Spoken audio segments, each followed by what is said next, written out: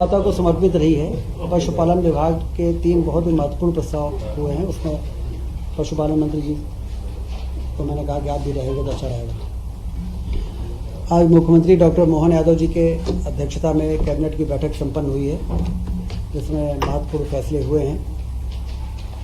मुख्यमंत्री जी ने इस बात की जानकारी दी है कि 11 अप्रैल को माननीय प्रधानमंत्री जी का दौरा अशोकनगर की ईसागढ़ तहसील के आनंदपुर धाम में होने जा रहा है। प्रधानमंत्री जी मध्य प्रदेश में लगातार उनका आगमन मध्य प्रदेश के लिए हमेशा लाभदायक रहा है और लगातार मध्य प्रदेश के विकास से संबंधित जो भी कार्यक्रम है उसको गति मिलती है। इसलिए 11 अप्रैल को उनका आगमन बड़ा महत्वपूर्ण है। 13 को केंद्रीय गृह मंत्री आदरणीय अमित शाह जी भोपाल पधार रहे हैं, जहां पर एनडीडीबी तथा दुग्ध महासंघ के मध्य में एमओयू निष्पादित किया जाएगा। जैसा कि हम जानते हैं कि सहकारी क्षेत्र में एनडीडीबी का खासतौर से दुग्ध उत्पादन के क्षेत्र में आधुनिक तकनीक के द्वारा काम का जो उनका पृष्ठभूमि रही है, इसे उनके साथ एमओयू करके दुग्ध महासंघ के साथ मध्य प्रदेश में दुग्ध क्रांति लाई जा सके, इसके लिए जो पहल की गई थी उसका जो कार्यक्रम उससे संबंधित कार्यक्रम रविंद्र भवन में 13 तारीख को होगा। और ये खुशी की बात है कि अमित शाह जी गृह मंत्री जी उस कार्यक्रम में पधार रहे हैं। 12 से 14 अप्रैल 12, 13, 14 अप्रैल को विक्रमोत्सव का आयोजन दिल्ली के लाल किले में होने जा रहा है। मंत्रिमंडल के सभी साथी इस दौरान वहाँ पर रहेंगे और एक एक्सपोजर, राष्ट्रीय स्तर का एक्सपोजर सम्राट विक्रमादित्य के जो शासन करने की, सुशासन की स्थापना का जो उनका इतिहास रहा है, उसका नाटक के माध्यम से मंचन होगा और राष्ट्रीय स्तर पर उसका व्यापक एक्सपोजर होगा। ये मध्य प्रदेश के लिए सम्राट विक्रमादित्य का उज्जैन में जिस तरीके से उनका इतिहास है, उससे देश अवगत होगा। तो इसलिए मुख्यमंत्री जी ने दुग्ध महोत्सव का आयोजन लाल किले में करके वो भी एक बहुत ही अच्छा कदम है। 14 अप्रैल को अंबेडकर जयंती है, तो अंबेडकर नगर में भव्य कार्यक्रम का आयोजन होगा। मध्य प्रदेश को बड़ी उपलब्धि मिली है। राष्ट्रीय राजमार्गों में के निर्माण के लिए 4,303 करोड़ की राशि केंद्र सरकार ने मंजूर की है। मुख्यमंत्री जी ने उसकी जानकारी कैबिनेट को दी है आज, जिसमें ग्वालियर पश्चिम bypass 28.8 kilometre, Sandalpur Nasrullaganj bypass, Rahatgarh Barkhedi bypass, Sagar bypass, इन चारों महत्वपूर्ण सड़कों को मिलाकर 4,000 करोड़ रुपए स्वीकृत हुए हैं। प्रधानमंत्री जी का और केंद्रीय सड़क मंत्री गडकरी जी का कैबिनेट ने आभार व्यक्त किया है।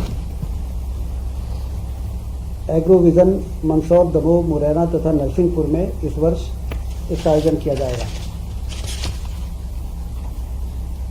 किसानों की फसलों का उपार्जन के लिए सरकार कटिबद्ध है।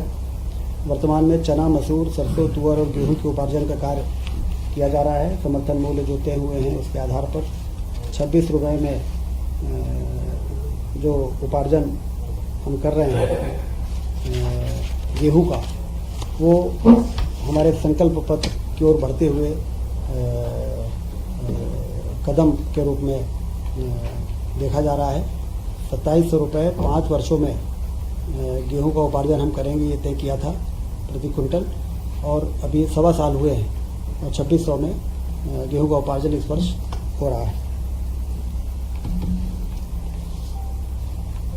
कैबिनेट में पशुपालन विभाग का जो, जैसा कि आप जानते हैं कि गौशालाओं का निर्माण व्यापक स्तर पर पूरे मध्य प्रदेश में हुआ और प्रति गाय 20 रुपये देने का जो निर्णय था उसको बढ़ाकर 40 रुपये किया गया है और इससे गौशालाओं के संचालन में ज़्यादा मदद मिलेगी।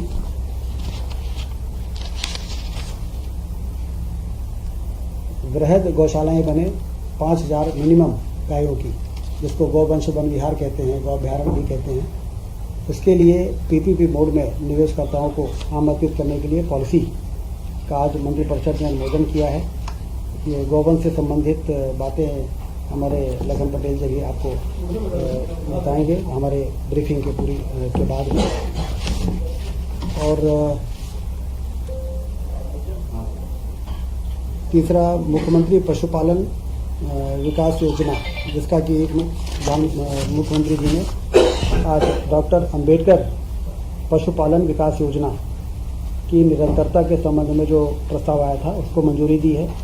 और मुख्यमंत्री जी का कहना था कि 14 अप्रैल को इसको हम लॉन्च करेंगे और डॉक्टर अंबेडकर जी के नाम पर, जो मुख्यमंत्री पशुपालन विकास योजना के नाम पर था, उसको डॉक्टर अंबेडकर पशुपालन विकास योजना के नाम पर ये योजना आगे बढ़ेगी।